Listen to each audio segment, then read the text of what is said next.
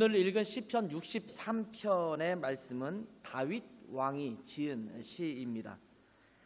다윗은 때때로 곰핍하고 인생이 좌절되는 그러한 때를 만났을 때 소위 말하는 비탄시라는 것을 남겼습니다.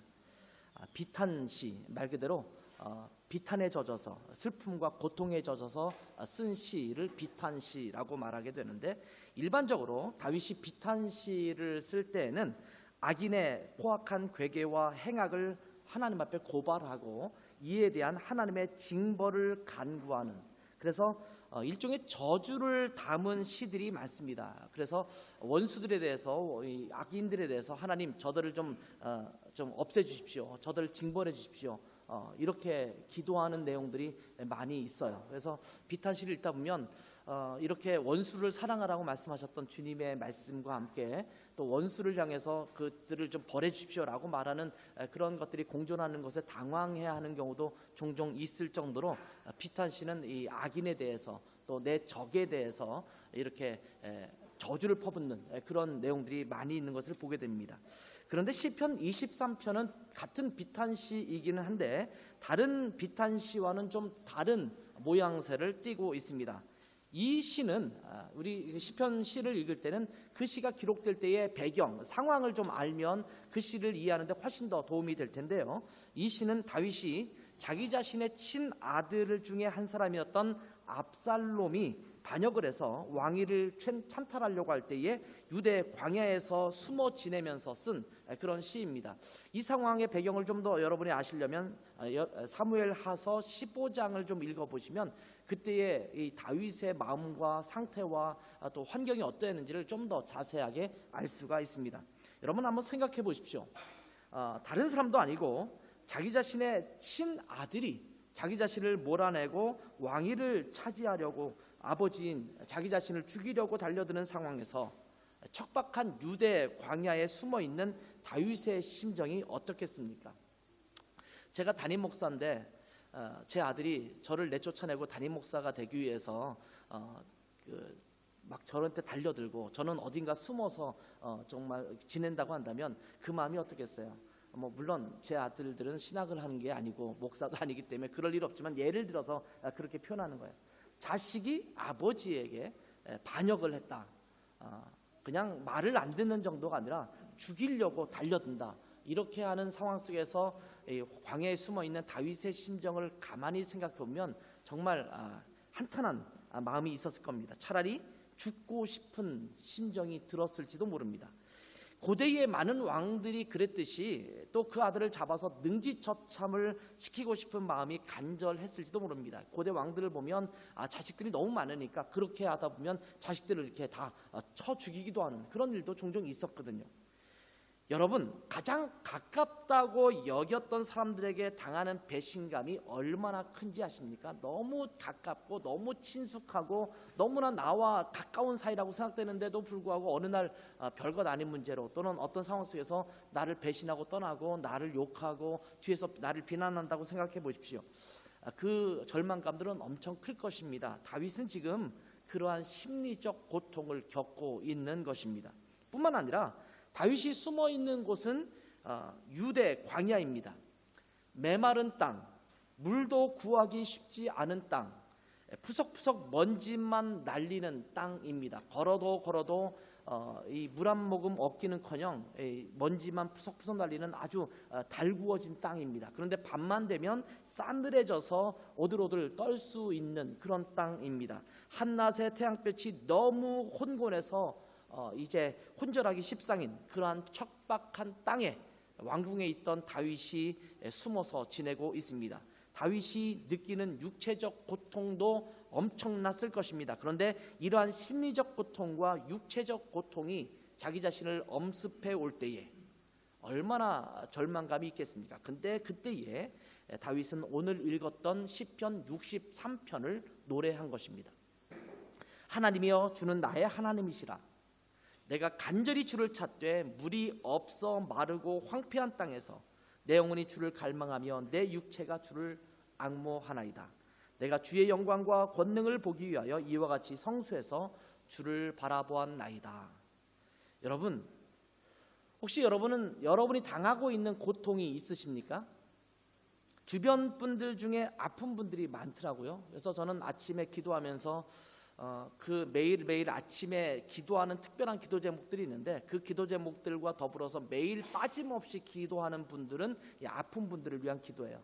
특정 요일에만 기도하는 것이 아니라 매일매일 이렇게 이름을 불러가면서 기도를 해요. 아픈 분들이 너무 많아서 어떤 때는 이렇게 단체로 모아서 합니다. 이게 단체로 모은 것은 암 걸리신 분들은 암 걸리신 분들로 모아서, 또 다른 질병이 유사한 질병이 있는 분들 유사한 질병이 있는 분들을 모아서 이렇게 아무개는 암 때문에 고생을 하는데 하나님 고쳐주십시오. 아무개는 이런 질병으로 고통당하고 있는데 이 질병 가운데 하나님 건져주십시오. 이런 기도를 드리기도 합니다. 암으로 진단받아서 고통당하는 분들이 주변에 많이 있더라고요. 목 디스크로 또 허리 디스크로 고생하는 분도 있습니다. 또 다른 여러 질병으로 인해서 육신의 고통을 가지고 있는, 또 신체적으로 많이 허약해져 있는 그런 분들도 있습니다. 그런가 하면 육체적으로는 건강한데 심리적인 고통을 갖고 있는, 어려움을 갖고 있는 사람들이 있습니다. 학교 입학이 잘 안 되어서 고통받는 사람도 있죠. 시험을 치렀는데 좋은 결과가 나오지 않습니다. 그러면 그 다음 시험을 또 준비해야 되고, 이것이 점점 더해가면 괜히 그 자존심도 상하고 또 자기 자신의 자신감도 잊어버리는 그런 경우도 있습니다. 인간관계로 인해서 고통받고 있습니다. 어떤 사람을 만나면 정말 그 사람 보기가 싫어서 그것 때문에 고통받고 어려워하는, 누군가 나를 비난하고 나를 고통스럽게 하기 때문에 그것 때문에 어려워하는 사람들도 있습니다. 앞으로의 진로가 결정되지 않아서 심히 고민하면서 마음 아파하는 사람도 있고, 좀 남들은 다 애인이 있고 내 나이 때면 다 결혼했는데 나는 아직도 결혼도 못하고 마치 모태솔로인 것처럼 혼자 살아가는 사람들은 그것 때문에 또 고통을 당하는 사람도 있습니다. 어떤 사람은 경제적인 어려움으로 인해서 어려움을 겪고 있는 사람도 있습니다. 한국의 가족이 경제적으로 어려워져서, 그래서 자신 역시 어려운 상황 속에서 유학 생활을 해야 되는, 그래서 이리저리 아르바이트를 하는데도 불구하고 참 버거운 삶을 살아가고 있는 그런 학생들도 있을 수 있습니다. 이런 여러 가지 고통들이 있을 때 이 고통 속에서 우리는 어떻게 하게 될까요? 보통 이런 고통의 상황이 생겨나면 몇 가지의 방식으로 우리가 그 고통에 반응을 하게 됩니다.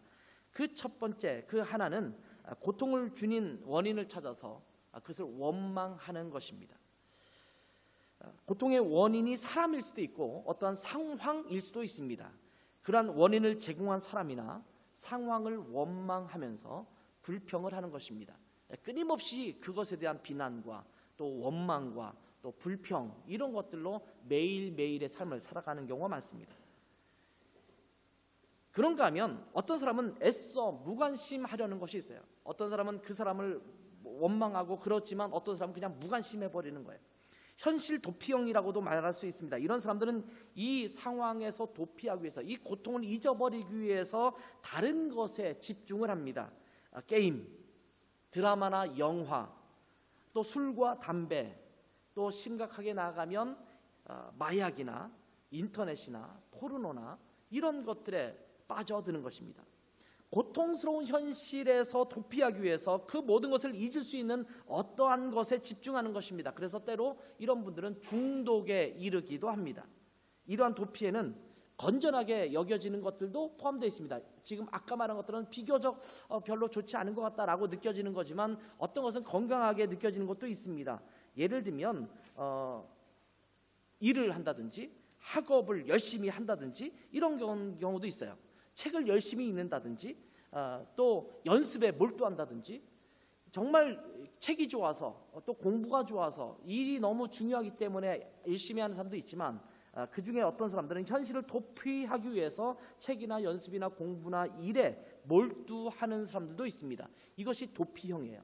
혹시 여러분이 뭔가 다른 것에 집중하고 몰두하고 있다면 여러분을 괴롭히고 있는 어떤 고통과 아픔들을 잊어버리기 위해서 다른 것에 집중하고 있지는 않은지도 한번 돌아보아야 합니다.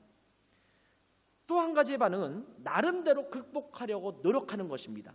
비교적 건강한 반응 중에 하나라고 할 수 있습니다. 경제적으로 어렵다라고 한다면 열심히 아르바이트를 하면서 돈을 버는 것입니다. 부모님이 못 도와주시면 내가 열심히 벌어야지 라고 하면서 열심히 아르바이트를 하는 거죠. 또 질병이 있다고 한다면 이 병원 저 병원을 찾아다니기도 하면서 고치려고 노력을 하고 내 몸에 좋은 것이 무엇인가 섭취하려고 하고 열심히 운동을 하기도 하고 하면서 내 질병을 고쳐나가려고 하는 경우도 있습니다. 그런데 문제는 이런 경우에는 쉽게 지칠 수가 있다는 게 문제죠. 질병을 고치기 위해서 애쓰고 노력했는데 잘 고쳐지지 않아요. 제가 좀 경제적으로 어려워서 열심히 이것저것 일을 함에도 불구하고 여전히 나의 삶 속에서는 경제적인 궁핍함이 있어요. 그런 마음이 들면 지치게 되는 것이 문제입니다. 그런데 여러분, 이런 여러 고통을 당하는 방식 중에서 굉장히 중요한 방식 하나가 있는데 그것은 뭐냐면 바로 주님을 바라보는 것입니다. 처음부터 여러분 아마 이 정답은 아시고 있었을지도 몰라요. 고통이 있을 때 무엇을 해야 되느냐? 우리 그리스도인들이 대답한다면 믿음으로 주님을 바라보는 것이다. 아마 이 말은 모르는 사람이 없을 거예요. 그러면 그렇지, 결론은 바로 저거겠지. 아마 끄떡끄떡 거리는 사람도 있을지도 모릅니다. 문제의 해결자이신 전능자 하나님을 바라보는 것입니다. 주님을 향하는 것입니다. 우리가 그리스도인이라고 한다면 주님을 바라보는, 정말 누가 봐도 정답인 것 같은 이 주님을 바라보는 것이 가장 우선적인 반응이어야 합니다. 그런데 문제는 의외로 많은 그리스도인들이 이 정답을 알고 있음에도 불구하고 정답으로 가까이 나가지 않는 것이 문제입니다.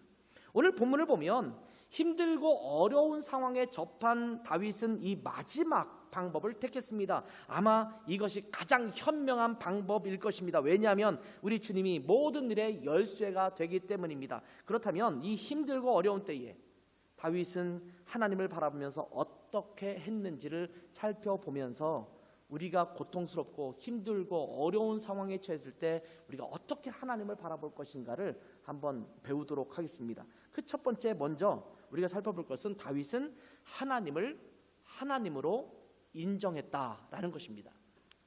다 따라합시다. 하나님을 하나님으로 인정하자. 자, 1절 말씀을 볼까요? 1절 말씀을 보면 하나님이여 주는 나의 하나님이시라.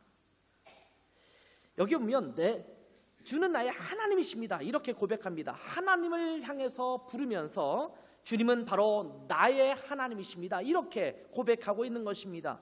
여기서 살펴보아야 될 두 가지가 있습니다.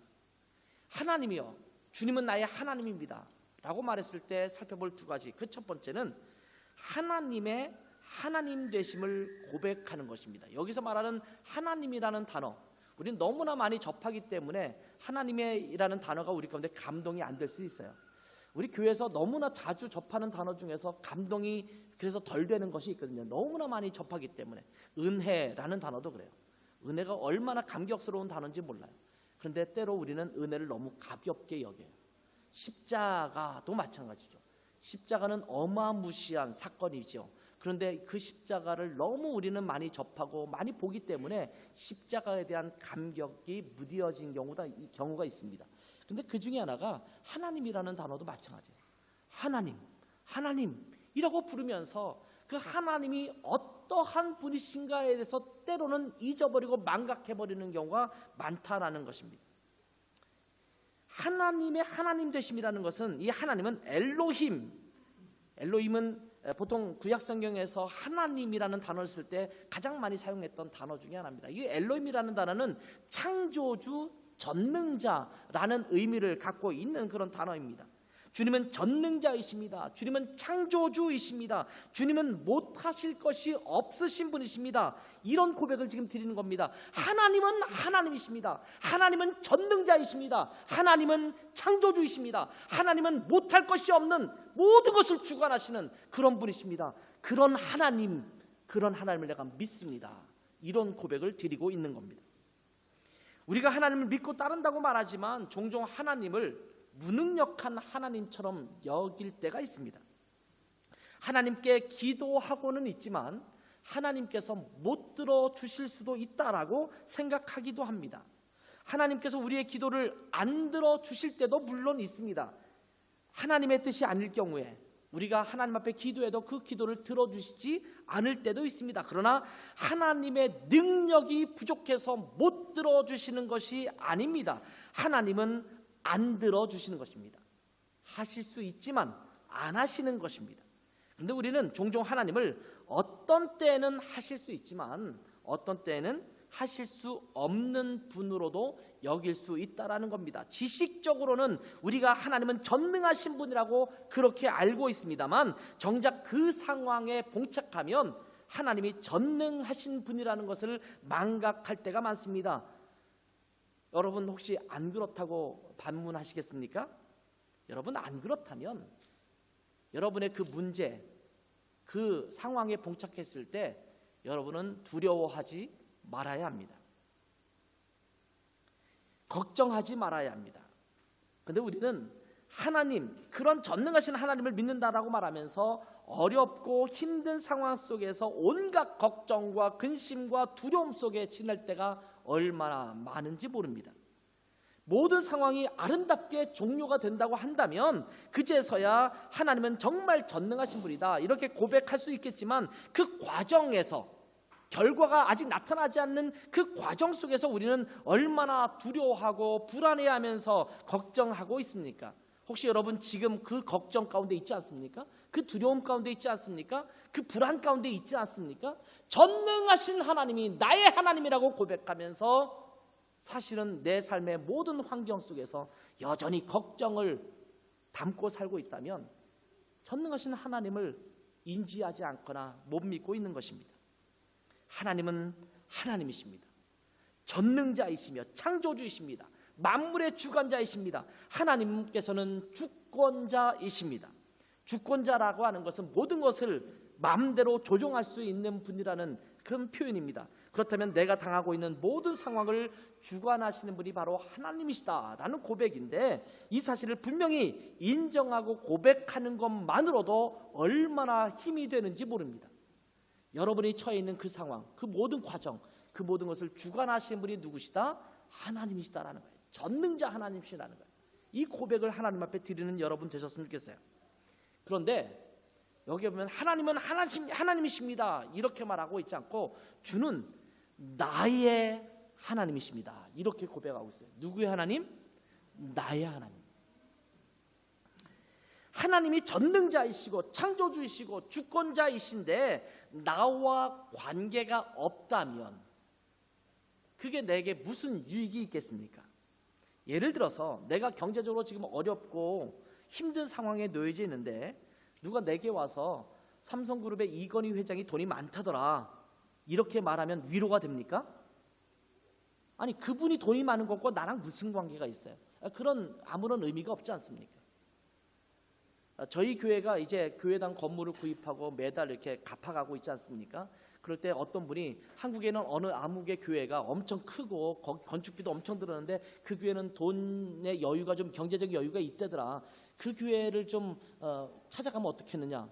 아니 그 교회를 나는 한 일면식도 없는데 가면은 뭘 하겠어요? 그분이 왜 나를 도와주겠어요? 그런 거는 아무런 위로도 안 되고 격려도 안 되고 힘도 안 되는 거예요. 여러분 빌 게이츠가 세상에서 가장 갑부 중에 한 사람 아닙니까?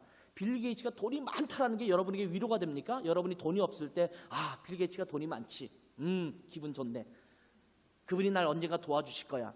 아니요, 여러분이 마이크로소프트에 뭔가를 사면 그분이 뭔가 그 도움을 그것도 도움이 안 되네요. 그분에게 도움이 되는 거네요. 여러분에게 도움이 별로 안 돼요. 하나님인데 전능자이신데 창조주이신데 나랑 전혀 관계가 없다면 아무리 그분이 창조주이시든 전능자라도 나랑은 상관이 없을 것입니다. 그런데 하나님은 나의 하나님이 되신 것입니다. 전능자, 창조주, 만물의 주관자, 이 세상의 주권자가 그냥 어디엔가 계시는 그 하나님이 아니라 나의 하나님이 되신 것입니다. 아마 지난 주간에 큐티를 하면서 시편 124편을 묵상하셨을 것입니다.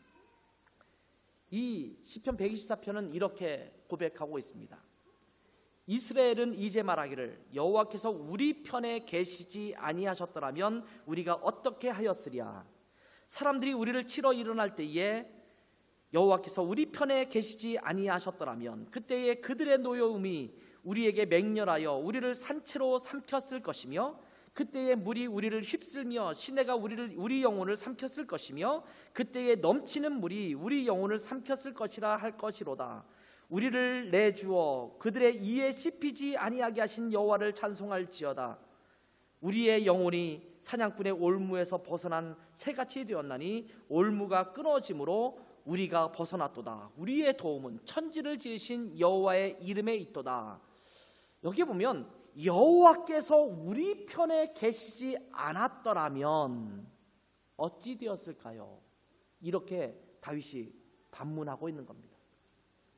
출애굽의 상황에서, 이집트에서 벗어나고 있는 상황에서 우리 하나님이 아니라 이집트의 하나님이었다면 아마 우리는 홍해 속에서 몰살되었을 거예요. 이집트 군사에게 우리는 몰살당했을 것입니다. 우리는 광야에서 다 죽었을 것입니다. 이렇게 이야기하고 있는 것입니다. 전능자 하나님이 우리 편이 아니라 저쪽 편이었다면 그것을 생각해 보니까 정말 아찔한 것입니다. 그래서 하나님이 우리 편이었다, 이 고백을 드리고 있는 거예요. 하나님께서 우리 편이라고 표현했습니다만 결국 나의 하나님이라는 표현입니다. 사실은 하나님이 우리 편을 들어주시는 것은 내가 옳아서 내 편이 되시는 것이 아닙니다.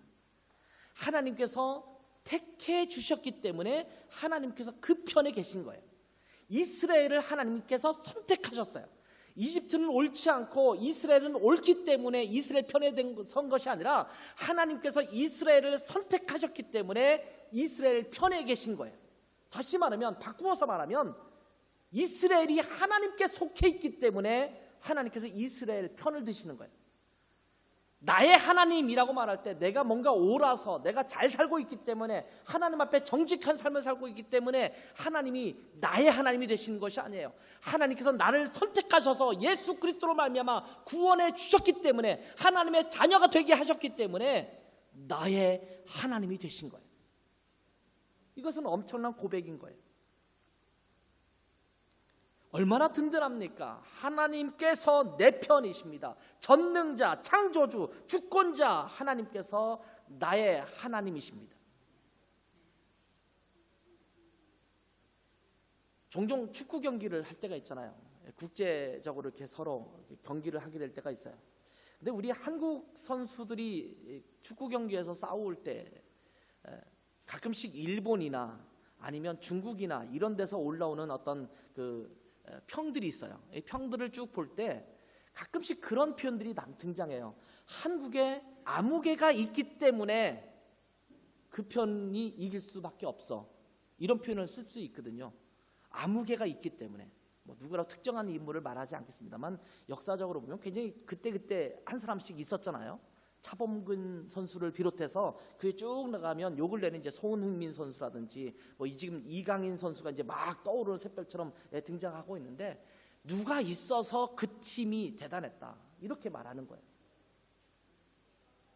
뭔가 축구를 잘하는 사람, 뭐 범접하기 힘든 어떤 테크닉과 안목과 체력을 가지고 있어서 그렇게 뛰는 사람이 어느 한 편에 소속돼 있으면 사실은 그 편에게 굉장히 승률이 높죠.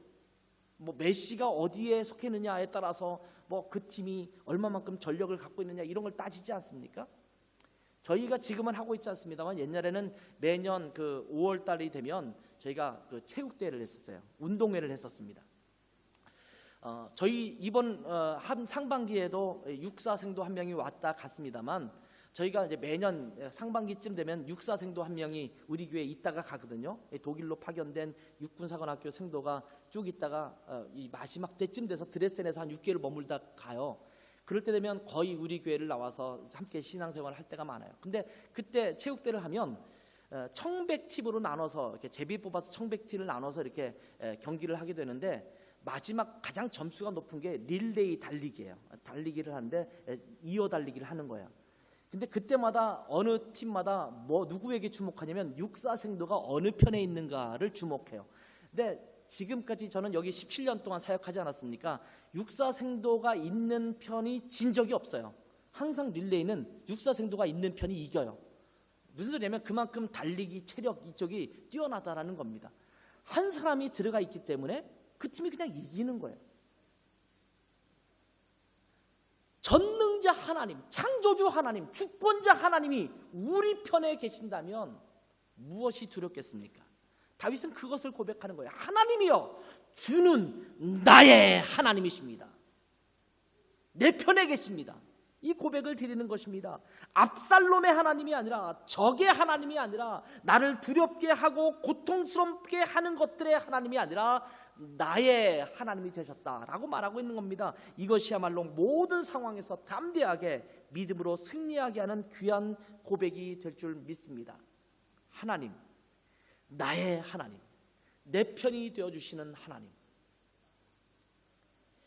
자, 두 번째로 살펴볼 것은 이러한 어려운 상황 속에서 다윗은 주어진 현실을 도외시하지 않았다라는 겁니다. 주어진 현실을 그대로 인정하고 있었다라는 겁니다. 현실을 부정하는 것이 아니었습니다. 하나님이 나의 하나님이시니까 지금은 나는 다 좋습니다. 내 상황도 다 좋습니다. 이렇게 현실을 도외시하지 않았습니다. 간혹 믿음이 좋다고 말하면서 주어진 현실을 부정하는 분들이 있습니다. 그것은 제대로 된 믿음이 아닙니다. 믿음이 있어도 주어진 현실과 환경을 있는 그대로 인정하는 것이 필요합니다. 경제적으로 어려운데 괜찮아, 나는 어렵지 않아, 믿음으로 하나님과 함께 있으니 나는 안 어려워, 이렇게 자기 최면을 거는 것처럼 하거나, 질병이 찾아와서 고통스러운데 아니야, 나는 병에 걸린 게 아니야, 나는 안 아파, 이렇게 현실을 부정하는 것이 아닙니다. 이것은 믿음이 아닙니다. 내가 암에 걸렸는데 괜찮아, 이 암은 나을 거야, 그냥 저절로 나을 거야, 이렇게 말하고 가만히 있는 것은 믿음이 아닙니다. 믿음은 자기 자신의 현실을 그대로 파악하고 인정하는 것도 포함됩니다. 다시 1절을 볼까요? 하나님이여, 주는 나의 하나님이시라. 내가 간절히 주를 찾되 물이 없어 마르고 황폐한 땅에서 내 영혼이 주를 갈망하며 내 육체가 주를 앙모하나이다. 물이 없어 마르고 황폐한 땅에서, 이 표현은요 복합적 의미를 갖고 있습니다. 실제로 다윗이 피신해 있는 곳은 황폐한 유대 광야였습니다. 현실 자체가 물도 없고 고갈된 땅이었습니다. 그러나 주어진 환경도 황폐하고 어렵지만 그것보다 더 힘든 것은 사실은 마음에 있었습니다. 다윗의 마음이 마치 물이 없어 마르고 황폐한 땅 같았다라는 고백입니다. 주어진 환경도 그랬지만 다윗의 마음의 상태도 마르고 황폐한 땅이었다라는 겁니다. 혹시 여러분 중에서 여러분 마음이 강팍해져서 마르고 황폐한 땅을 갖고 있는 분이 있으십니까? 무엇을 봐도 감동이 되지 않고 다 귀찮고 사람 만나는 것도 싫고 지치고 어렵고 그런 황폐한 마음으로 살아가고 있는 분들도 계실 수 있다는 생각이 듭니다. 여러분, 속이 까맣게 탄다라는 말이 있지요.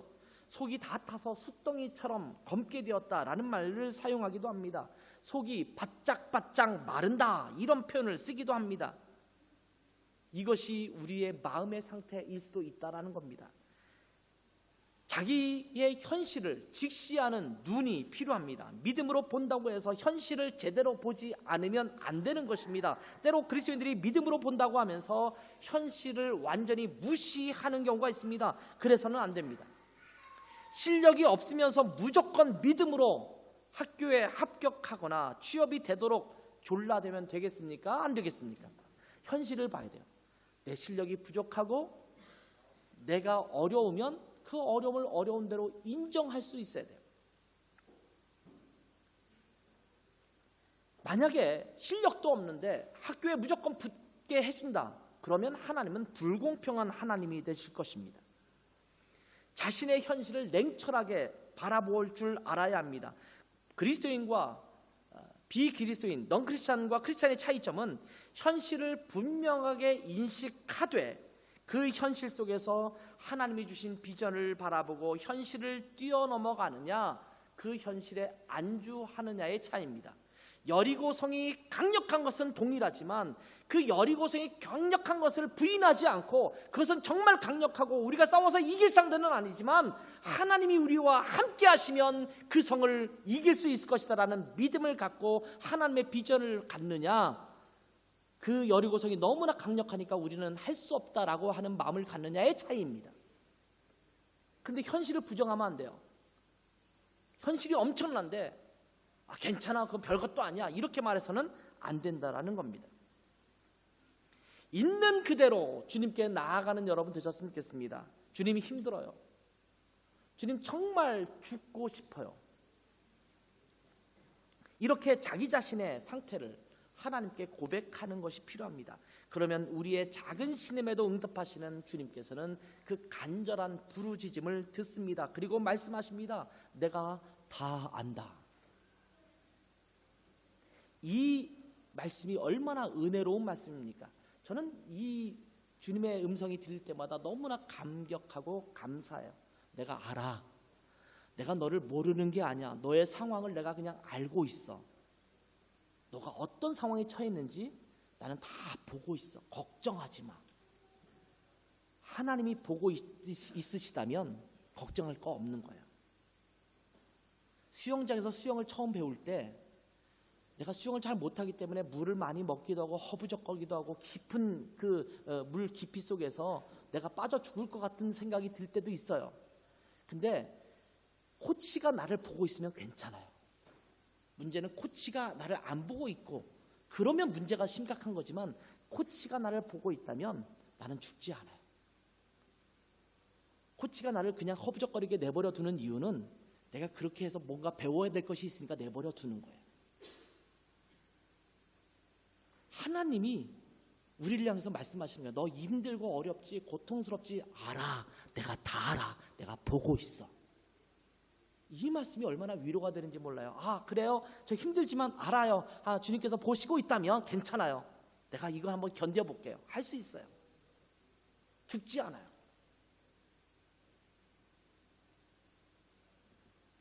너의 고통, 너의 아픔, 너의 눈물 이것을 내가 다 안다. 이것만으로도 은혜이지 않습니까? 여러분 자꾸 거기서 허부적거리면서 자꾸 지금 빨리 건져주세요, 건져주세요 이렇게 하지 마세요. 하나님이 바라보고 있으면서 내가 안다라고 할 때는 그 고통을 감내하세요. 그 고통을 통해서 주실 은혜가 있기 때문이에요. 내가 배워야 할 것이 있기 때문이에요. 그러면 된 거예요. 모르고 계신 줄 알았는데 하나님이 다 알고 계셨군요. 그러면 됐습니다. 그것만으로 만족합니다. 이럴 수 있어야 되는 거예요. 여러분, 우리 주님은 하나님이시잖아요. 우리가 조금 전에 그렇게 고백했잖아요. 자비와 사랑이 많으신 하나님, 나의 모든 길을 다 알고 계시는 주님, 내게 가장 좋은 길로 인도하시기를 원하시는 그러한 주님이 다 안다라고 했으면 그것으로 된 것입니다. 아시는데 그대로 두시면 그대로 만족하며 하면 되는 겁니다. 물론 우리는 그게 불편하지요. 빨리 건져내셨으면 좋겠는데 그 빨리 건져내면 성장이 없어요. 하나님께 우리의 현실을 그대로 고백하는 것이 필요합니다. 믿음이 있는 것처럼 하려고 힘든 것은 감추고 하나님께 나아갈 필요가 없습니다.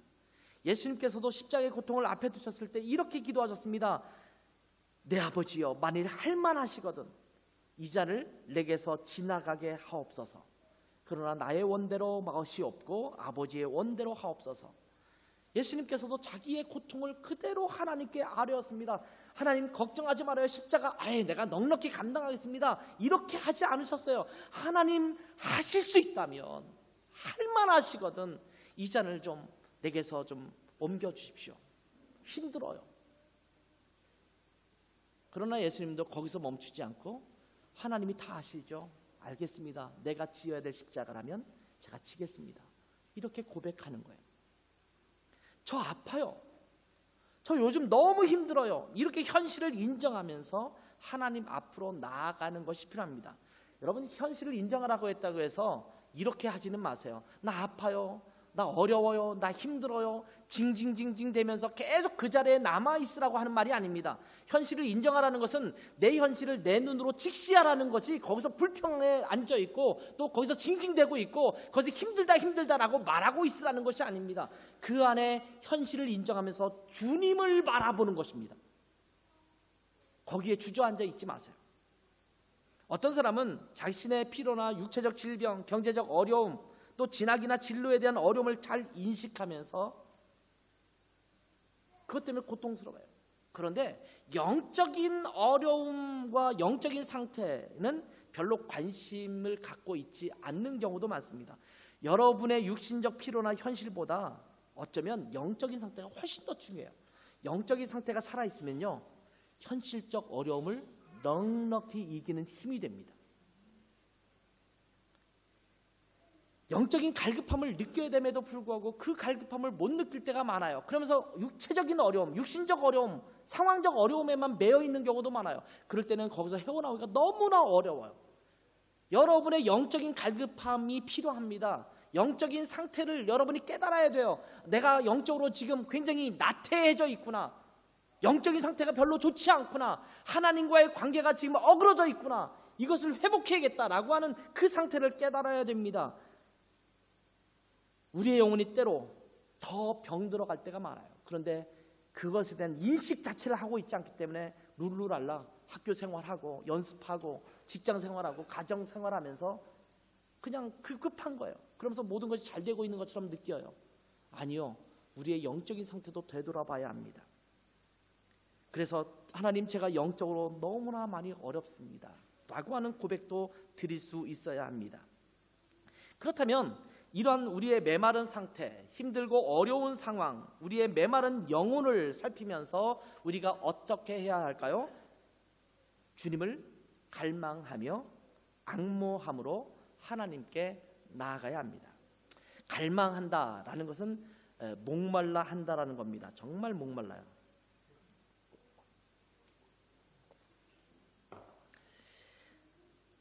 이 목마름의 상태를 갖고 있어야 돼요.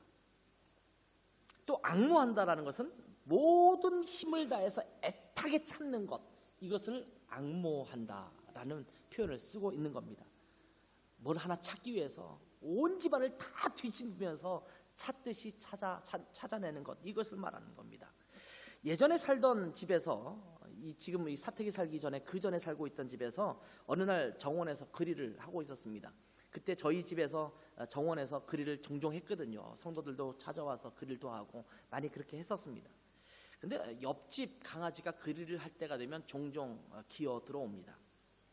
우리가 살던 집과 옆집 사이에는 울타리가 쳐 있긴 합니다만 틈이 넓고 그렇기 때문에 조그만 강아지라든지 또 고양이 같은 것들은 쉽게 드나들 수 있는 그런 울타리였습니다. 옆집 강아지는 굉장히 작은 강아지, 애완견에 속하는 그런 강아지였습니다. 우리가 고기를 구워 먹는데 와서 자꾸 쳐다보는 거예요. 그릴이 다 끝났는데 얼쩡거리고 입맛을 다시고 있어서 제가 고기 한 조각을 주었습니다. 조심스럽게 눈치를 보고 그렇게 경계를 하다가 낼름 받아 먹더라고요. 그러더니 그 고기 한 점을 맛보고 나서는 아예 제 앞에 주저앉았습니다. 그리고 제 손을 계속 봅니다. 제가 제 손이 이렇게 가면 이렇게 봤다가 이렇게 가면 이렇게 보고 그래요. 그래서 일부러 제가 이렇게 해봤더니 눈이 계속 제 손을 이렇게 따라가고 있습니다. 가끔씩 손을 보다가 제 얼굴을 한번 보다가 손을 보다가 하면서 손이 가는 위치마다 계속 따라가는 거예요.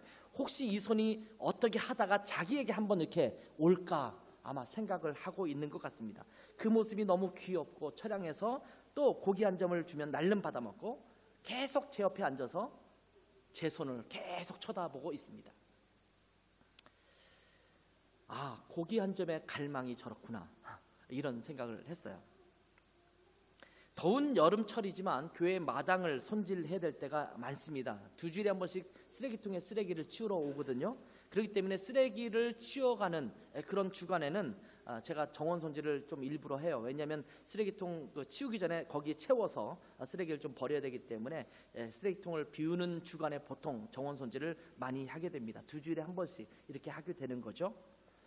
그래서 간혹 더운 날씨인데도 쓰레기를 치워 나가야 되기 때문에 그때 이제 나가서 정원 손질을 할 때가 있습니다. 온몸은 땀으로 젖고 또 무척 갈증이 날 때가 있습니다. 근데 그 일을 하다가 뭐 이렇게 물을 마시고 그러기가 애매모호하니까 그냥 계속 일을 하는 거예요. 그렇게 일을 하고 집에 들어오면 제가 찾게 되는 것이 무엇일까요? 뭐 두말할 것도 없겠죠. 시원한 음료수, 수박 이런 것들을 찾게 됩니다. 그렇게 땀 흘리고 일하고 들어왔는데 어느 날 제 아내가 국수 한 그릇을 딱 끓여놨어요. 동치미 국수. 시원한 동치미 국물이 동동동동 떠 있는 국수를 딱 말아놨는데 국수 가락을 먹기도 전에 국물을 쫙쫙쫙 다 마셔버렸어요. 얼마나 맛있고 시원한지 모르겠습니다. 국물만 2그릇씩 들이키는 거예요.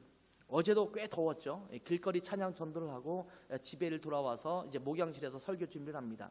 여러분 여기 건물의 맨 꼭대기층에 제 목양실이 있는데 스레이트 지붕 아닙니까? 우리 교회가 스레이트 지붕에 옆에 스레이트 지붕이 있고 창문이 그 옆에 있고 또 저희 목양실 위도 스레이트 지붕이에요. 그러니까 거기는 여름철이 되면 거의 사우나 수준입니다. 사우나 수준에 앉아서 이제 설교 준비하고 주부 만들고 그러면요 가만히 있어도 땀이 이게 등에서 쭉 흘러요. 근데 뭐 컴퓨터를 그렇다고 그 시간에 딴 데로 옮겨놓을 수도 없고 거기에 뭐 복사기라든지 뭐 다 있으니까 거기서 작업을 하기 때문에 막 토요일이 되면 저는 이제 사우나 가서 앉아있듯이 이렇게 일을 할 때가 많아요. 일을 하다가 어저께 집에 들어와서 저녁을 먹으라고 해서 왔어요. 어저께는 평양냉면 육수를 딱 집에서 만든 육수와 또 동치미 국물을 섞어서 아주 육수가 정말 맛있더라고요. 육수를 딱 말아서 이 냉면을 끓여놨는데 어제도 그냥 국물만 먼저 벌컥 들이키고 국물 리필 좀 안 되겠냐고 리필이 없다고 안에 국물을 더 떠다가 먹고 그랬던 기억이 납니다. 목마르고 갈증이 나면 그런 것이 얼마나 먹고 싶습니까? 여러분 죄송합니다. 이렇게 더운 날에 맛있는 냉면 얘기를 죄송합니다만 그런 갈증 여러분 지금 굉장히 먹고 싶죠? 냉면 마시고 싶죠? 그런 갈증이 우리 가운데 나타날 때가 있어요. 하나님에 대한 갈망이 그 정도로 나타난 적이 있으십니까? 엄청난 갈망으로 하나님 앞에 우리가 나아가야 합니다. 우리가 하나님을 향하여 이 정도의 갈망함으로 나아가고 있는지를 우리가 살펴보아야 합니다. 그런데 2절에 보면 이렇게 이야기합니다. 성소에서 주를 바라보았다 이렇게 기록하고 있습니다. 내가 주의 권능과 영광을 보기 위하여 이와 같이 성소에서 주를 바라보았나이다. 자, 갈급해하는 마음으로 앙모하는 마음으로 성소에서 주님을 바라보았다라고 말씀하고 있는 겁니다. 성소가 무엇입니까? 성소는 임재의 장소입니다. 하나님께서 임재하시는 그곳 이것이 성소입니다. 하나님께서 말씀하시는 곳 하나님께서 임재하시는 곳 그곳을 향해서 나아가서 그곳에서 하나님을 바라보았다 이렇게 고백하고 있는 것입니다. 지금 유대 광야에 가 있는 그 다윗이 내가 하나님의 임재 속으로 나아갑니다. 그 하나님의 임재 속에서 그 성소에서 하나님을 향하여 갈망하고 앙모합니다. 이렇게 고백하고 있는 겁니다. 하나님을 갈망한다고 말하면서 엉뚱한 데서 하나님을 바라보지 마세요. 물론 하나님은 우리의 삶의 현장 어디에서든지 함께 하십니다. 그러니 어디에서든지 하나님을 뵐 수가 있습니다. 이스라엘 하나님도 마찬가지였죠. 하나님은 성소에 갇혀 있는 분이 아니셨습니다. 어디에서나 이스라엘의 백성을 만나 주셨습니다. 그러나 특별한 장소에서 이스라엘 너희와 만나겠다라고 약속하시고 만나 주실 때가 많았는데 그 중에 하나가 성소였습니다. 그런 것처럼 우리의 삶의 현장 어디서나 우리가 하나님을 만나 뵐 수 있지만 하나님은 우리의 삶 속에서 성소를 만들어 주시고 우리를 특별히 만나 주시기를 원하십니다. 그 중에 하나가 이 예배 시간이에요. 이 예배로 나와서 하나님을 향해 나아가는 것은 성소에서 하나님을 향하여 갈망하고 앙모하는 거예요. 어떤 분은 한 달에 한 번도 교회에 와서 예배 드리지 못하면서도 굉장히 편안하신 분들이 있어요. 여러분이 일하시는 것 때문에 아니면 뭐 연주 때문에 여러 가지 상황 때문에 교회를 못 나오는 사람도 있잖아요. 그 상황과 여건은 저는 충분히 인정하고 이해할 수 있어요. 근데 문제는 그럼에도 불구하고 전혀 괜찮다. 이건 심각한 문제인 거예요. 예배에 대한 갈급함이 있으십니까? 이 하나님의 성소에서 하나님을 갈망하고 앙모하는 마음으로 주님을 내가 바라보기를 원하는데 그 성소의 자리를 내가 놓친 거예요. 그러면 힘들어야 되는 것이 정상이죠. 그리고 그것을 갈망해야죠. 이 예배에서의 만남을 여러분 소홀히 여기지 마시길 바랍니다. 이번 주간에 열리는 리바이벌 드레스엔도 하나님께서 여러분을 만나기 위한 성소로 특별히 준비하신 것입니다. 7월 중순에 열리는 여름 수련회도 마찬가지입니다. 여러분에게 성소가 될 것입니다. 리바이벌 드레스덴, 여름 수련회, 이런 것들이 여러분에게 성소가 되기를 바랍니다. 하나님, 내 영적 상태에서 내 여러 가지 상황과 여건 속에서 힘들고 고통스럽고 어렵고 그럴 때에 내가 하나님을 갈망하며 나가기를 원하고 하나님을 앙모하며 나가기를 원합니다. 하나님, 리바이벌 드레스를 통해서, 수련회를 통해서 하나님을 뵙기를 원합니다. 나에게 촉촉히 내려주시는 하나님의 은혜가 가득하게 없어서 이런 성소의 자리가 되기를 원합니다. 이렇게 하나님을 갈망하며 성소에서 주님을 향해 나아갈 때 주어진 것이 무엇이었을까요? 5절에 보면 골수와 기름진 것을 먹음과 같이 나의 영혼이 만족할 것이라 나의 입이 기쁜 입술로 주를 찬송하되, 이렇게 기록하고 있습니다. 골수와 기름진 것을 먹음같이 내 영혼이 만족할 것이다, 이렇게 고백합니다. 이 독일어 성경에는 골수, 기름진 것 이런 먹는다는 표현이 없어요. 그래서 제가 여러 번 이것도 찾아보고 저도 찾아보면서 왜 이 표현이 여기는 없지? 그래서 원어도 찾아보고 했는데 원어에는 있어요. 이 NASB, 그러니까 뉴 아메리칸 스탠다드 바이블이죠. 영어 성경에 보면 또 그대로 기록이 돼 있어요. 하나님께서 기름진 것으로 먹이시는, 나의 영혼을 채우시는 공핍함, 고통스러움이 아니라 나를 풍요롭게 하시는 은혜가 있다라고 말합니다. 7절에 보면 주는 나의 도움이 되셨습니다. 내가 주의 날개 그늘에서 즐겁게 부르리이다. 주님은 나의 도움이 되십니다. 그리고 주님의 그늘 날개 아래, 황폐하고 목마르고 메마른 땅이 아니라 주님의 그늘 아래 날 품으셔서 시원하게 하시는 주님의 도우심이 내게 있을 것이다 라고 고백하고 있는 겁니다. 우리의 삶의 상황을 이제는 주님 앞에 내려놓고 주님을 향한 갈망함으로, 앙모함으로 나아가야 합니다. 주님께서 준비해 주신 성소에서 주님을 바라보는 시간이 되기를 바랍니다. 바쁘죠. 이제 휴가 되니까 한국도 가야 되고 또 여행도 떠나야 되고 친구들과 함께 못했던 그 놀이도 해야 되고 이런 시간을 가져야 될 것입니다. 그러나 먼저 우리가 리바이벌 드레스덴, 여름 수련회 이런 시간들을 통해서 주님께서 마련하신 그 성소에서 하나님을 갈망하고 바라보면서 하나님께서 우리 가운데 채우시는 기름진 것과 하나님의 그늘 아래 그 쉬면서 도움을 얻는 하나님의 풍족함을 누리는 여러분 되시기를 바랍니다. 그래서 주님의 성소에서 주님을 갈망하는 귀하고 복된 은혜가 이번 여름에 넘치기를 주님의 이름으로 축복합니다. 기도하겠습니다. 하나님 아버지, 우리는 힘들고 어렵고 고통스러울 때 여러 가지 방식으로 그 고통과 어려움을 이겨내려고 하지만, 그러나 주님께서 우리 가운데 말씀하시되 주님께서 마련해 주신 그 성소에서 주님을 향하여 갈망하고 앙모함으로 하나님의 도움과 하나님의 기름진 것을 얻으라고 말씀하시는 그 말씀을 듣습니다. 하나님, 저희의 아픔과 고통과 어려움 속에서 그것을 그대로 가지고 적나라하게 하나님 앞에 내려놓으면서 하나님으로부터는 놀라운 은혜와 축복을 우리가 누릴 수 있도록 하나님께서 은혜 베풀어 주시기를 간절히 원합니다. 특별히 7월 달에 여러 가지 프로그램을 통해서 주님께서 저희 가운데, 우리 공동체 가운데 특별한 성소를 준비하셨는데 그 성소에서 주님의 임재와 주님을 만남, 그것을 우리가 경험하게 하시고 하나님의 말씀으로 인해서 우리의 영혼을 풍족하게 채우는 복된 시간 될 수 있도록 축복하여 주시옵소서. 예수님의 이름으로 기도했습니다. 아멘.